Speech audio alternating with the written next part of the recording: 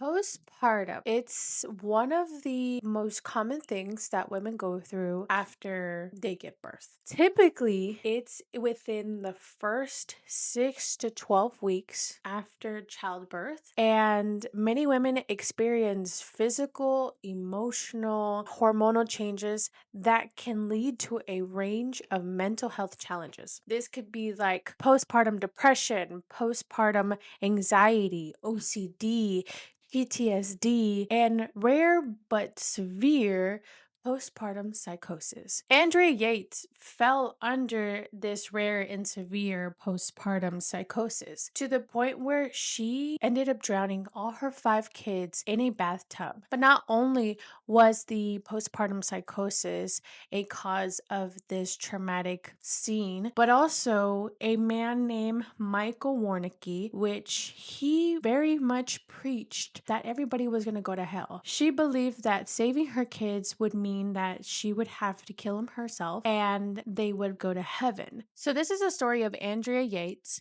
and how she killed her 5 kids because of postpartum psychosis, and also allegedly because she was involved in a cult.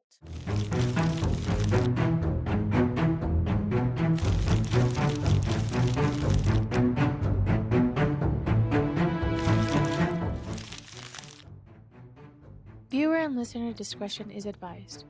This episode contains discussion of sensitive topics that may be distressing for some audiences. Please take care while listening, and if these topics are triggering for you, we encourage you to prioritize your well-being. Welcome to Taste the Tea podcast. I'm Teresa, and in this podcast, we talk about true crime. So if you're interested in true crime, please subscribe, comment, like, and if you want to watch my previous episodes, please check out my channel to do so. All right, so Andrea Yates. This story was really shocking to a lot of people, especially me whenever I was reading it.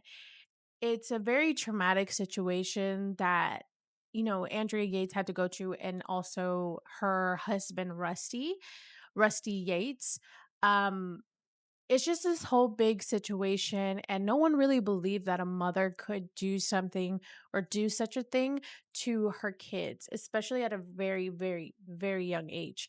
But Andrea Yates, she was born in Houston, Texas, and she was the youngest of 5 kids. She was also valedictorian and captain of the swim team and an officer in the National Honor Society. So she was involved in a lot of things. She worked as a registered nurse at the University of Texas MD Anderson Cancer Center.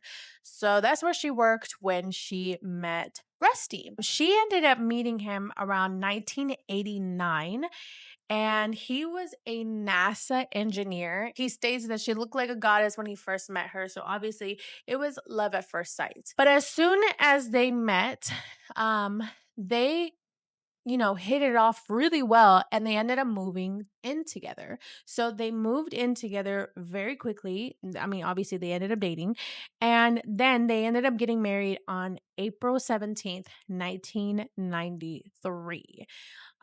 They were both very devoted Christians. So when they got married, they thought, okay, well, we want to have kids, but we don't really have like a number of how many kids we want to have, but however much God wants to give us. So they thought, okay, we're going to have as many babies as nature allows us.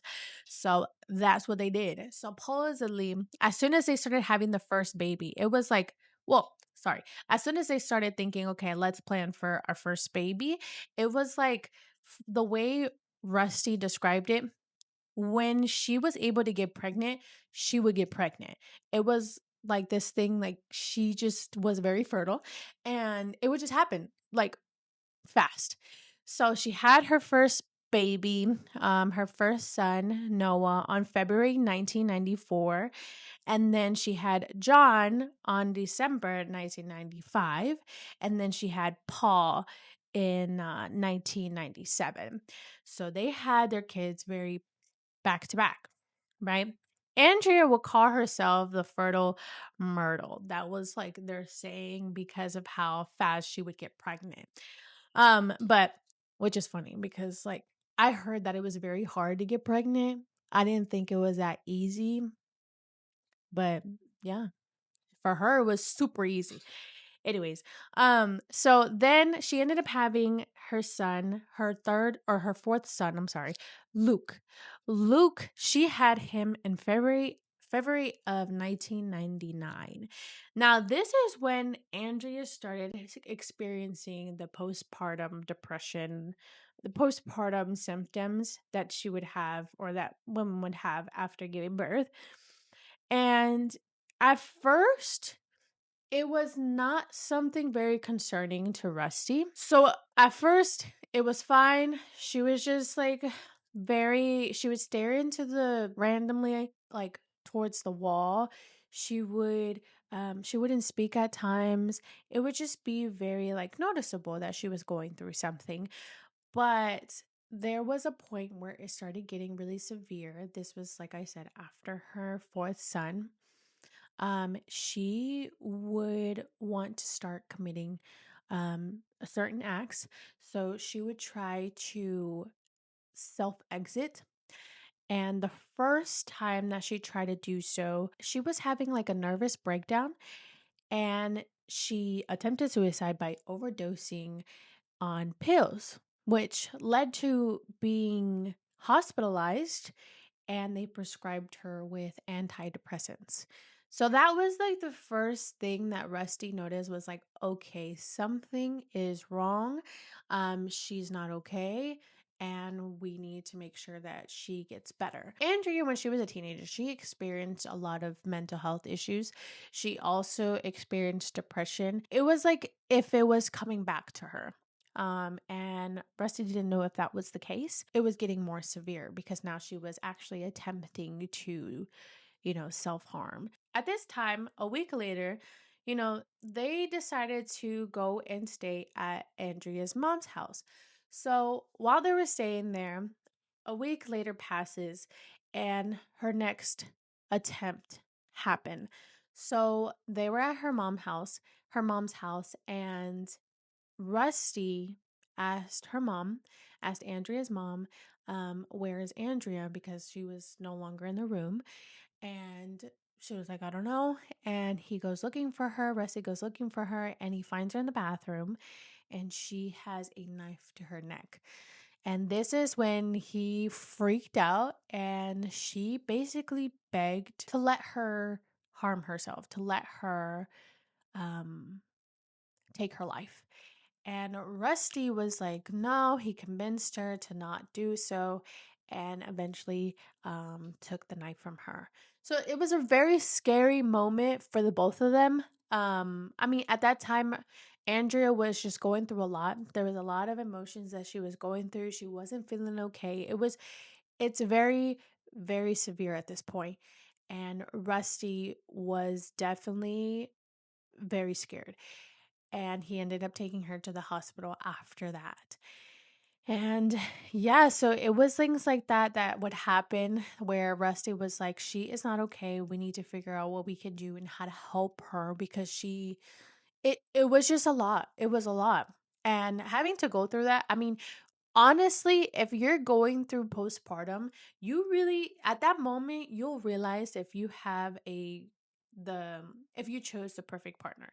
Because having a partner like not a perfect, okay, because nobody's perfect, but having a partner that would be there for you in those type of situations and make sure that he's helping you, he makes sure that you're okay and all this stuff, that is a good partner and you chose the right partner to help you do so and to help you go through these type of situations, because there's people that don't know how to deal with it or what to do, and the right partner would go and learn. So in that situation, it felt like Rusty was doing the right thing with taking her to the hospital and stuff like that. But it gets to the point where Rusty, for me personally, right? This is my opinion. But it gets to the point where he starts not doing what he needs to do, if that makes sense. There are a lot of moments when he would take her to the hospital. Um, where they would tell Rusty, you cannot leave Andrea alone. Can't leave Andrea alone. She needs to be taken care of and all this stuff. And it was like if he didn't think it was as serious, he didn't think, well, from what he stated, he didn't think that she would do anything to the kids. But it's like, at that point, I mean, I understand that I, I guess he doesn't think that she's going to do anything to the kids, but she could do something to herself. And it's like those moments where it's like you cannot leave her by herself. She just already tried to commit suicide now. So it's not good. It's not good. And yeah, so he would do things like that. And then also they were told to never get pregnant. Again, like she cannot get pregnant.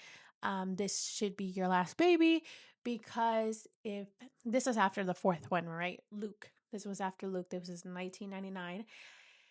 And they told her, well, they told them, Rusty and Andrea, you cannot have another baby. Like, this is it. She's gonna get she's gonna get triggered again, because she was doing a lot better with the medications and stuff like that. She was doing a lot better. But they did warn them, you can't have any more kids, because she's gonna get triggered again into this, psychosis episode, and it's gonna be bad.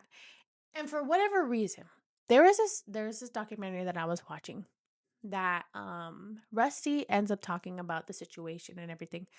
He's like, "Oh, well, I thought she was just going to get the flu." He stated that they just told him, or they just told them that the doctors told Rusty and Andrea that she was just going to get sick. She was going to get sick. But it's like, the sick means to you the flu? Like, but what if all the things that she was going through? Like, I don't know. It just didn't make sense to me. Because like you can put two and two together. When they mean sick, they mean she's gonna go through another psychotic episode. And all these things that she was going through before could come back again. So they ended up pregnant. They ended up pregnant again. And this was in November of 2000, and they had their daughter Mary. This was their very first daughter. Um, and so this was a lot on Andrea, obviously. She triggered, or they triggered, another episode. And another thing that kind of affected her was her not taking her medications anymore. And then also the death of her father. So it was just a lot of things that she had to balance out throughout this last pregnancy with her daughter Mary. And it was a lot. It was a lot. But it's like they told you not to have any more kids. But I mean, it's neither here or there. I mean, that's just my opinion. I'm just talking out of my butt, but who knows. But they had another kid, and she had another psychotic episode. After a few months, this is when Rusty started seeing her change again.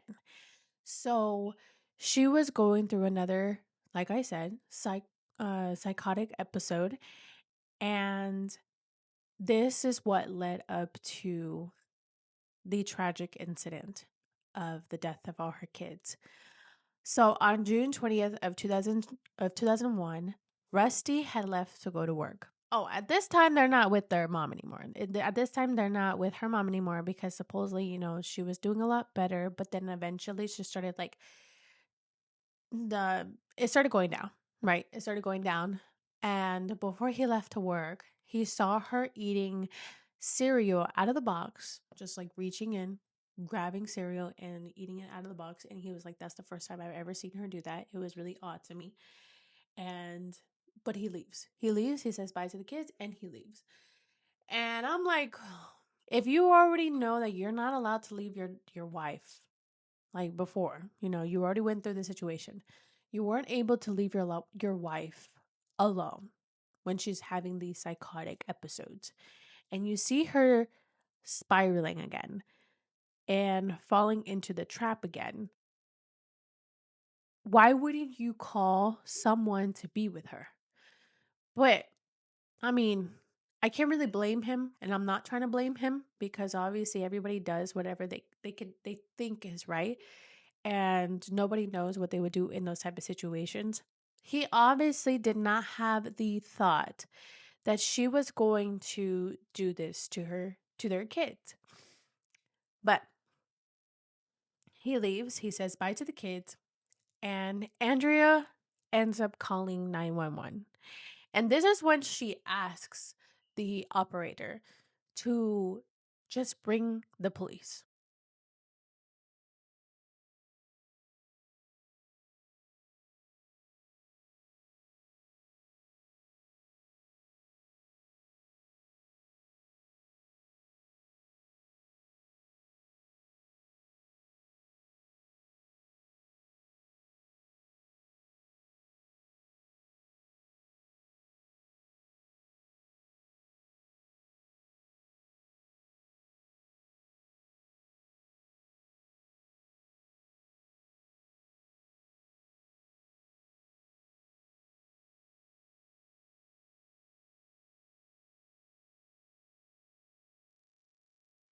But when he comes home, the police, there's already a bunch of police cars everywhere.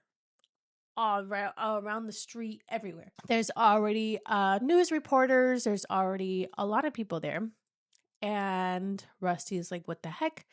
They don't allow him to go in. But he finds out what actually happened. So when the police get there, they knock on the door, and Andrea is already at the door. And she opens it and she tells them, I killed my kids. And she leads them to the room, the bedroom. And the police officers, they see four of her kids lying on the bed, for the sons, lying on the bed with a white sheet over them. And then they find the 6-month baby in the bathtub. So it was a very traumatic scene because there was even one of the police officers, he he starts crying because seeing these kids and knowing what happened to them is crazy. Um yeah, he starts crying. He says that this is something that he's like, it was the most traumatic thing that he's ever seen since he's worked as a police officer, since he started. So it was definitely very, very traumatic for them and for anybody that was there in that situation, especially for Rusty. Rusty finds out and he just screams out the back door because he, like I said, he wasn't able to go in. And he screams to Andrea, how could you do this? I don't understand. And he's crying. He's obviously devastated. And yeah, it was such a traumatic moment for the whole world, really. Everyone felt like this was like something. They really thought that Andrea was such a bad mother for doing what she did to her kids. And they thought that, how could a mother ever do something to her kids in that type of way or like try to even murder them? Let's get into Michael Warnicki and how that could have impacted her life and this tragic moment of murdering her kids. So Michael Warnicki, like I said, he was a character, okay? He was a preacher that would go out to the streets and preach to the top of his lungs, yelling at everybody that they're all going to hell and that they're all sinners and that only a few people are going to be saved. And he would go around carrying a whole cross. So it was like that, okay? People didn't think much of it, but eventually when you get into it, it kind of seemed like it was a cult. Because he would send out messages. So he would send out little like voice recorders or the cassettes. And because this was early in the 2000s, but he would send this over to his followers and he would basically preach and tell them what they were doing wrong or what they need to be doing. And same thing goes with when he's doing this in the streets. He also would write letters, him and his wife, to his followers, and they would just be saying the most outrageous things. It would just be things to make you feel like you're not doing good in life, to make you feel like you're not a good human being, and because of that reason you're not going to heaven, you're going to hell, and God's not going to forgive you. And also he made it seem like if you're not a good parent, if you're not teaching your kids the way you need to be teaching them or the way you need to be raising them, um then you are going to it's going to be your fault that they are going to go to hell. So it was like that, okay? Like it was this whole big mess.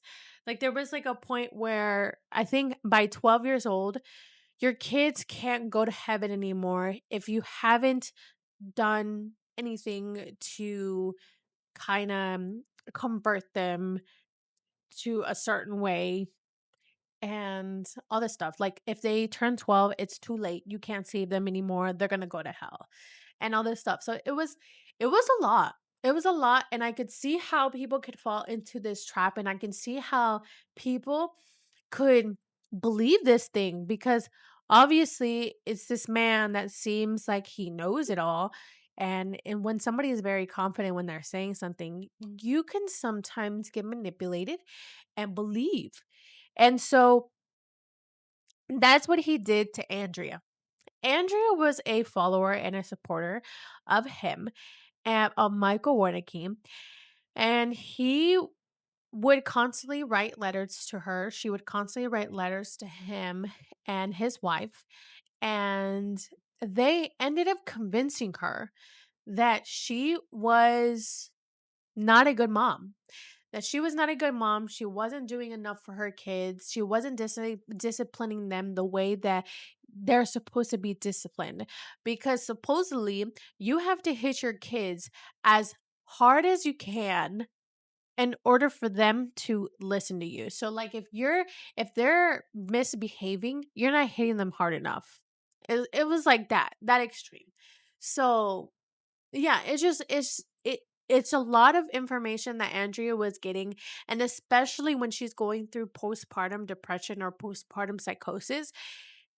I mean, you cannot be told these type of things because you're gonna believe it. And she really thought that she was not a good mother, but according to Rusty, she was a great mother. She was a great mother. She was always there and all this stuff. But there became a point where if they would mess up their ABCs, or if they would not remember their ABCs or something, at a certain point she thought, okay, they need to know their ABCs.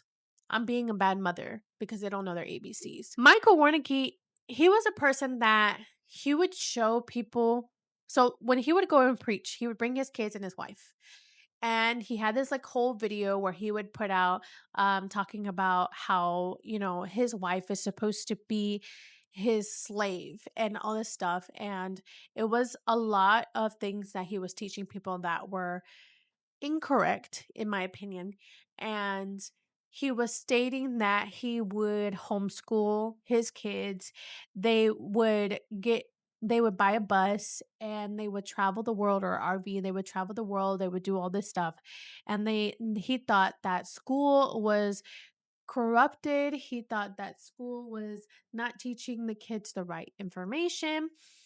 And yeah, and so Andrea at one point decided to have her whole family go in a RV or buy a RV and start living in it. And that was a thing for their family for a while. And she also decided to homeschool all her kids and follow what Michael Warnicki was preaching and teaching. And so you can see the resemblance. You can see the things that she would do that would kind of seem like she was following Michael Warnicki's shoes. And she was trying to make sure that she and her family would go to heaven. If they don't do what Michael Warnicki is doing or is preaching, they're not going to heaven. They will be going to hell. And obviously, she didn't want her kids to go to hell. So she wanted to do the right thing. So Andrea, after this whole situation, after the traumatic situation, the traumatic event, like I said, everyone hated Andrea, and then nobody knew exactly what Andrea was going through. And Michael Warnicki had a huge part in it. And nobody knew that. Nobody knew that. They just saw this mom that was crazy and that killed her kids, that murdered her kids. And no one knew the true story of behind what she was, or the reason why she was doing. That's not justifying what she did is correct. But she thought that she was doing the right thing at that moment because she thought that she was saving her kids. It's a lot. It's a lot because it's like, you as a mom, I don't know, right? I'm not a mom. I don't have kids. So I don't really understand the role of a mom yet. But I feel like a mom, it's very hard to be the perfect mother. Same thing with being the perfect child. It's very hard to be the perfect child, but it's very hard to be the perfect mother because nobody's perfect. But you don't know when you're doing the right thing. You don't know when you're doing the wrong thing. You don't really have a guide to follow. You just do what you think is correct. And this is what she thought. She thought this was correct. And she did explain these type of things whenever she was being interviewed by the police, that she was wanting to save her kids. And like, she thought that this was the right thing. What were you trying to accomplish then when you did take your children's lives? Maybe in their innocent years, God would take them up. God would take them up to be in heaven, is that what you mean? All right. And if you had not taken their lives, what did you think would happen to them? I guess they would have continued stumbling. And where would they end up? Hell. In hell. Media started going crazy on this whole story. Everybody started talking about Andrea Yates and how she murdered her 5 kids. And letters started coming out from Michael Warnicki from Michael Warnicki and his wife to Andrea Yates. And basically, it stated that their kids were no longer safe, that she needed to save them, and made her basically convinced her that she was possessed with the devil. During this trial, she was being charged for capital murder. And the attorney's strategy was obviously to explain that it was a psychotic episode that created her postpartum depression. And they also explained that she knew what she did was illegal, but she didn't know that what she did was wrong, or she didn't think that what she did was wrong. Like I said, she was trying to, obviously, to her, save her kids and allow them to go to heaven.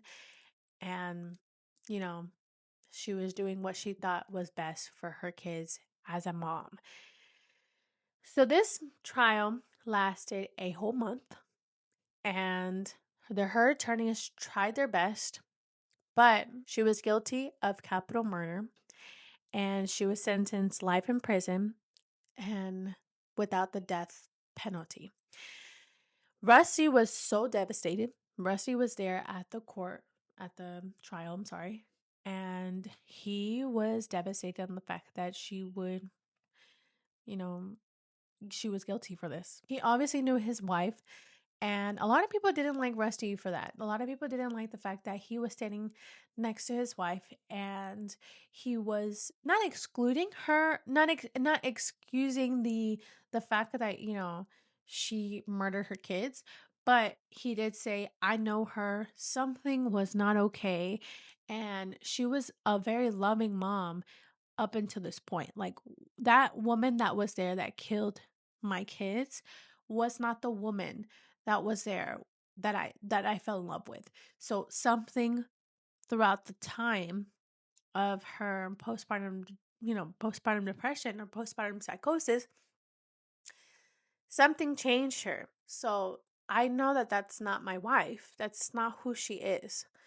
So yeah, so a lot of people didn't like the fact that, he was by her side, and they said that he was a reason for it. He was the blame and all this stuff. But I don't know. It was a big, big, big mess. But what's crazy is that Michael Warnicki ended up on the news after this trial. He ended up on the news because a lot of people were bringing him up, and because these letters were coming out, and that came out in the trial. And he came out of the news explaining himself, and he said that this was not my fault. He said that this had to do with Andrea, and that was his fault. Her fault, and that Rusty was the problem and all this stuff. So he was blaming everybody else but himself. And they were like, but you wrote her letters. And he's like, I wasn't even in that much contact with her. So I don't know what people are saying or why they think that it was me. And which is crazy because there was a bunch of letters that came out, and there's a bunch of other people that came out that stated that they were also in contact with Michael Warnicki, and they were also being manipulated into thinking the same thing. And so he, like I said, he was trying to make everyone else look like a fool and make himself look like a good human being. Well, in 2005, the second trial started. So Andrea Yates, ended up having a second trial. And the second trial was the trial where the attorneys were like, we're going to convince the jury that this was not Andrea Yates, that it was her mental health that caused what she did. They started explaining that her delusional state was making her think that she was going to save their souls, her kids' souls, because of Michael Warnicki. So they bring up Michael Warnicki again.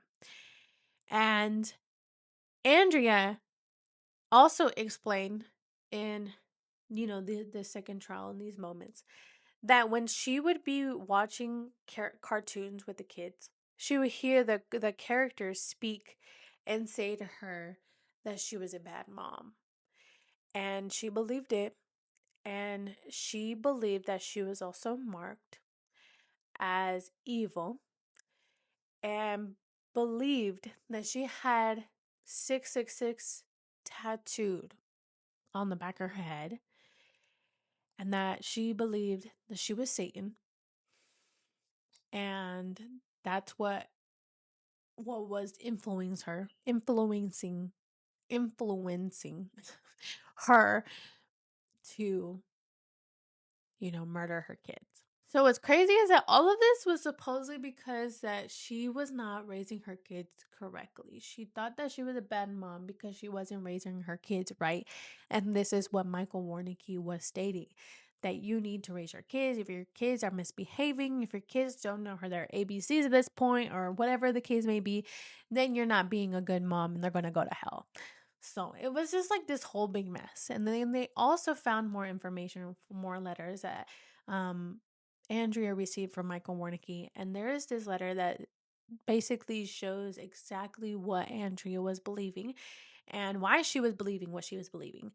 So the Peerless Times, it was sent by the Michael Warnicki.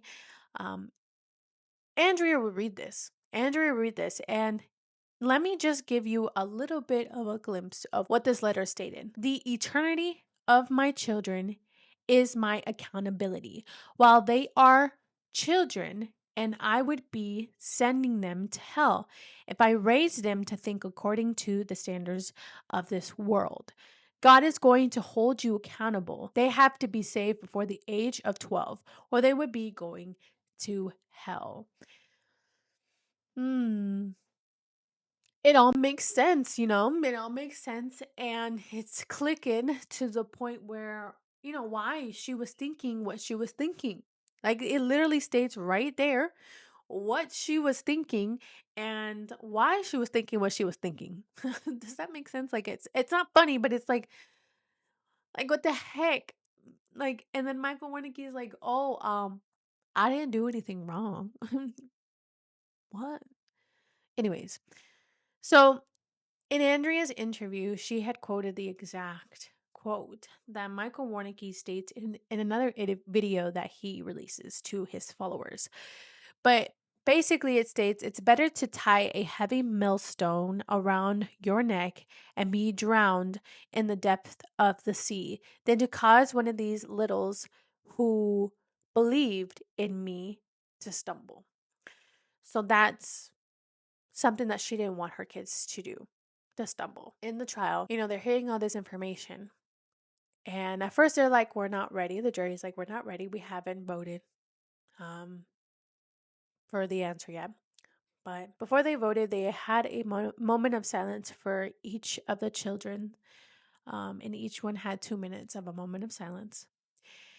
And towards the very end, Andrea's attorney ended up coming up to the board, and he writes this: "It is our job, our duty, to judge Andrea Yates based on the facts preserved to evidence and the law given to us by the court.